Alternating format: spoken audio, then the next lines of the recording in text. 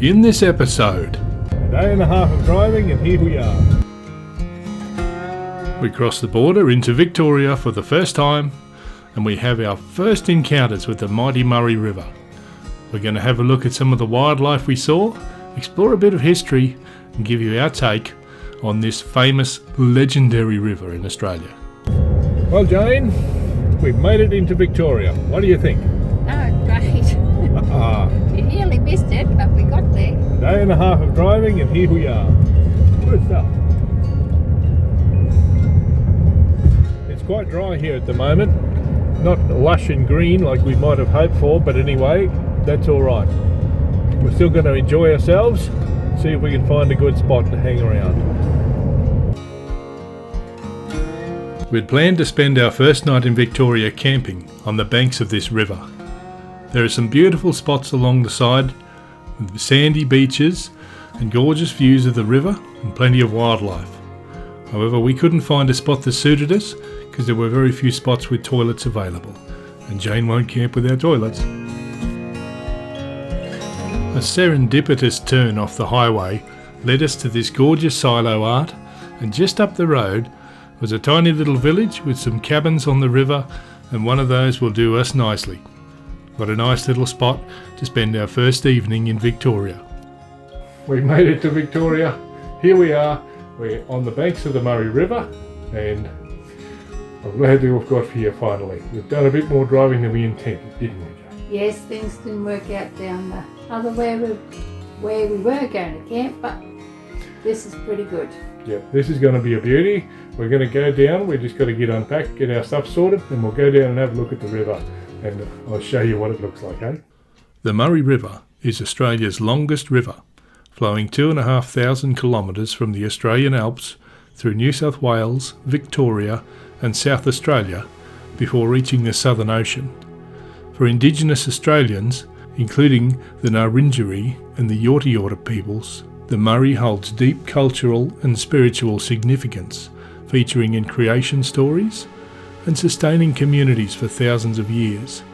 Agriculturally, the Murray-Darling Basin supports much of Australia's irrigated farming, producing fruit, wine and grains that help feed the nation. Ecologically, the river provides vital habitat for fish, water birds and wetlands, making it one of the country's most important wildlife corridors. Good morning there. How are you going? So we're on the Murray River. This is mighty Murray. Yeah, I'll show you what it looks like. This area abounds with bird life. Sure, you can hear some in the background. The sun will come up in a few minutes. We'll see if we can see a sunrise here somewhere. Then we're going to go a little bit further downstream and do some exploring and see if we can learn a little bit about the history of this place. I'm really looking forward to that. This river supports a vast ecology. The birds we saw in the morning, but also herons, cormorants and even migratory birds that use this waterway as part of their migration system, allowing them to pause, rest and refeed along the way. And while I didn't get to see them, this river is also a huge place of support for local marsupials and reptiles and all kinds of amphibious creatures. Moving around the banks of this river and just observing the small amount that I had time for really gave me a sense of wonder at the people who had come here before me, both in recent times and long ago. How did they use the river? How did they see it? A tremendous resource for anybody who comes here, even now. Pretty noisy here. Cockatoos, gorillas, crows, swallows, a few other little songbirds, eh? And anyway,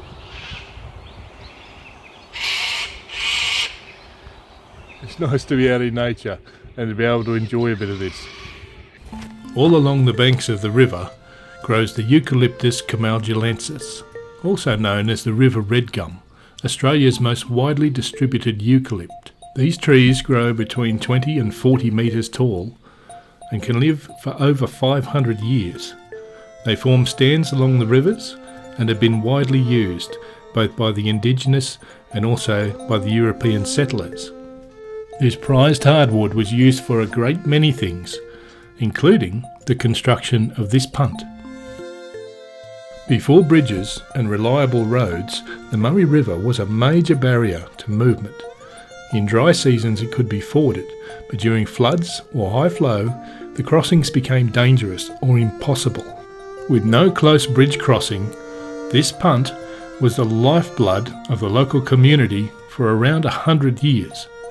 From the logging of the local redwood forests for sleepers and export timber, through to the vast wool holdings of those early settlers, transport was the critical thing that was missing from many of these areas.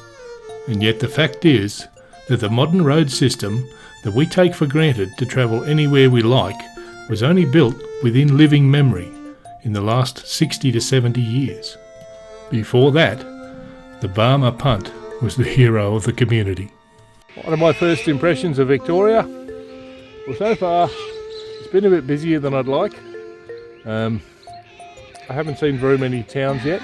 Some of the towns that I have seen have been a bit busier, a bit more hustle and bustle than I was really looking for, and I imagine that will be the case as we go around, but still quite possible to find a few little quiet pockets, still be able to immerse yourself in nature.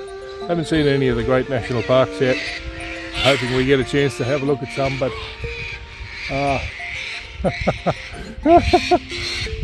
these birds. It's nice just to have a moment to stop and to reflect and to be able to enjoy the day. Cheers. And that wraps up our first 24 hours in Victoria, exploring the Murray River and getting to know the place a little bit. But don't worry, we're not finished yet. Join us next time as we delve deeper into the history of the area and explore some of the things that the Murray River is so famous for. Thank you so much for watching. We're really grateful to have you on board. If you liked the video, please give us a like. It really does help us out a great deal.